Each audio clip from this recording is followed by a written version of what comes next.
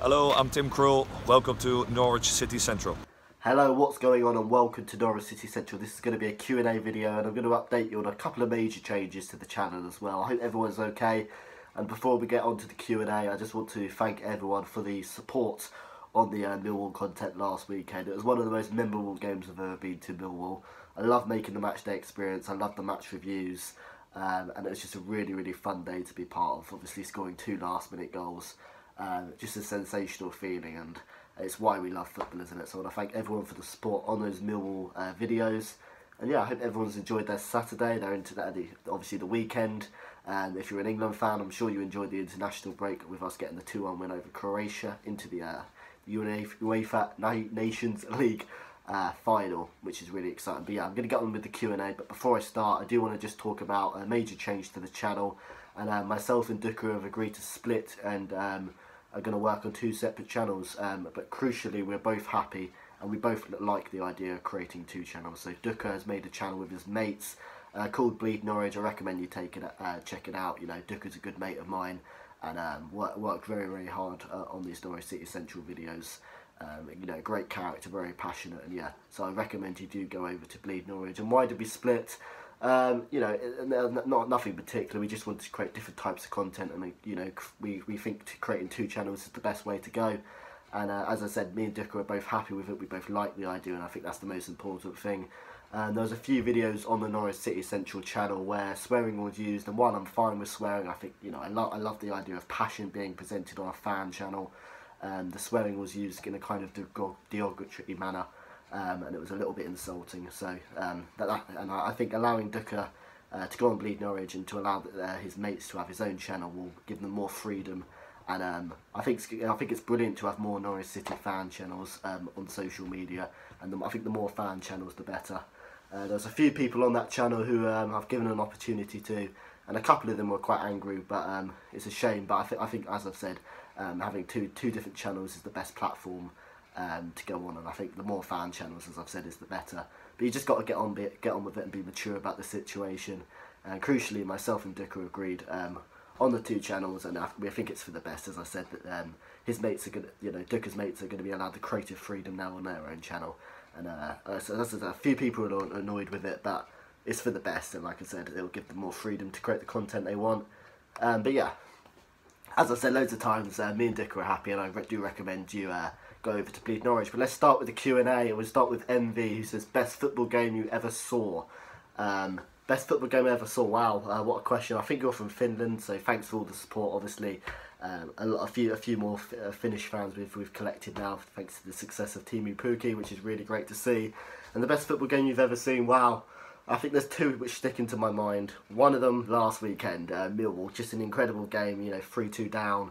And then Jordan Rhodes and Teemu Pukki, 2 players who have been critical to our season. Jordan Rhodes and Teemu Pukki have won us so many points this season, and what a difference a strike force makes from last season to this season. And to score 2 added time goals in the Barclay Blocky, it was just an absolute mental feeling. And the other one, I'm going to go for Norwich City 7, Reading 1. In particular, that first half when we were 6-1 up, I've just never seen anything like it. Reading were going for the top 2 spots. In that season they finished 3rd and lost in a penalty shootout to Huddersfield, and Norwich City were in a really bad run of form. We just recently appointed Stuart Webber as sporting director, and obviously got rid of Alex Neil. Was we were struggling a little bit in the championship table and struggling for our form, but then to win 7-1 was just absolutely magnificent. I wonder how many of you can remember the goal scorers from that day. Please let me know if you can remember the goal scorers from our brilliant 7-1 win against Reading. But yeah, what a day that was, and one I'll remember just because of how bonkers and how brilliant we were in that first half. Solid Horizon says, Pinto or Aarons, and would you play Campwell? And if you would, who would you drop for Swansea? I'm going to imagine that question is for. Well, Pinto or Aarons, that's quite a straightforward question. Max Aarons has been absolutely brilliant. You know, 18 years old, the maturity he's shown, the decision making he's shown. I put a poll up on my Instagram, Norwich City Central, and people were split between Max Aarons and Jamal Lewis's, who's been the better player this season. But yeah, he's been absolutely fantastic. He's not afraid to go forward as well and put in a good cross. And defensively, he's so mature. And as for Ivo Pinto, he's been given a few chances this season. At the start of the season, he was struggling. His positioning was woeful. And I can remember against Bournemouth, where was he for that first goal? I was like, Pinto's, he's bloody gone up the pitch. He's bloody still left in Bournemouth, the way I just could not believe how poorly he tracked back. But yeah, Ivo Pinto, I think should be sold in the summer. It's even sold in January. And yeah, Max Aaron's a brilliant player. But would you play Campbell against Swansea? No, I wouldn't. I would probably stick with Mario Rancic actually over Stuperman. I think it's going to be a really exciting game against Swansea, two teams who like to keep the ball. And Mario Rancic, I think, is a great player, and I think he is better than Todd Cantwell at this stage. But I definitely want to see Todd Cantwell be given a chance because I really like the look of him. Nick Muller says, ask if you think the Prem and Championship should stop for the international break. Other leagues play on, they don't stop for rugby, they use their reserve players. For me, I just think you've got to get on with it, and I think you do need international breaks.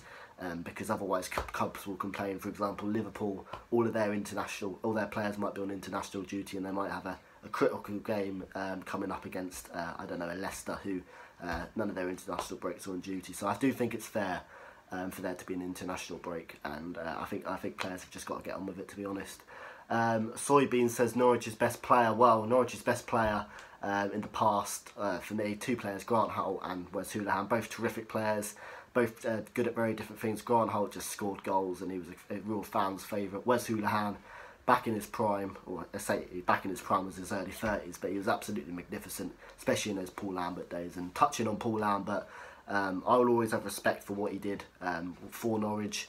You know, Wes Hoolahan and Grant Holt were terrific in in the few years he had him for. But Paul Lambert didn't respect Norwich City and his legacy, and I don't think fans should particularly respect Paul Lambert and his legacy at Norwich if Paul Lambert can't respect it himself. But Norwich's best player this season for me has been Moritz Leitner. He's just so intelligent as a footballer. Did struggle in the first kind of month of the season, but his decision making is absolutely brilliant. He works better in that kind of quarterback role in a more defensive position. His range of passing is terrific. He loves the club, and you just want to see players who are passionate about the club, and he's an absolute brilliant player. And for only 1.5 million as well, I'm so glad we bought him. As I said, he impressed in his loan spell in January, but this season I think he's gone up into top gear, and a brilliant goal against Millwall as well, one of the goals of the season, the way he smashes that into the bottom corner. Jamst as well says, how long have you been supporting Norwich, and have you ever supported a different team? I've been supporting Norwich since 2007. I was 7 years old, and my dad took me to my first game. Norwich versus West Ham was a friendly in which Dean Ashton scored for West Ham. My first competitive game was a 1-1 draw against Bury in the Cup. So they weren't particularly the best of games to start with. But yeah, I'll always be grateful for my dad for taking me to Carrow Road and let me support the pride of Anglia, as you were. And have you ever supported a different team? No, I mean, growing up I kind of liked Michael Owen, but then as soon as my dad took me to my first game, I knew my team, and it was Norwich City. And then my heart turned yellow. Aaron Willis Gaming, do you think the international break is pointless? As I kind of touched on the other question, no, I do think it's quite important, and I love the idea of the UEFA Nations League now. You know, England fans have been given a buzz, and I think the UEFA Nations League means friendlies aren't as pointless anymore. England games aren't as pointless. You know, England can strive, to win a competition. So I think with the introduction of the UEFA Nation League, it's less pointless. And also, Norwich City players have been on the Tampa-based trip over the last week, and I kind of wanted the players to have a rest because we've got a busy run now coming up to Christmas, and it's nice to see the players have a rest. And you're emotionally invested into a football club when you want your own players to have a rest and regroup. So no, I don't think they're pointless, especially with the introduction of the UEFA Nations League. D-Jam, love the guy, go watch his content. He says, next youth player you're looking forward to seeing in the first team. For me, it's either Anthony Spyridou, hope I've said that right, or Adam Adia, both strikers, and both are absolutely terrific. They're really ripping it up for the under-23s, and they're both, I think, 18 years old. Adam Adia as well, got some experience in the youth academy, the youth team with the Island. So they're both really big talents, and I'd like to see them go on loan actually to like a League One or League Two club to get some experience. And I don't know, I think they both got really promising futures. I think Adam Adia has been scouted by Manchester United, so I think they've got real big futures, and I think they could be the next youth talents into the team. And yeah, I'd really like to see them, and I love the youth, and I want to see them do well. Lukey Boy says, who will be in the top 6 and where will they finish? Top 6, I think it's so hard to say who's going to finish in the top 6 because it's all topsy-turvy, but I think Norwich City will finish in the top 6. I don't quite think they'll be in the top 2.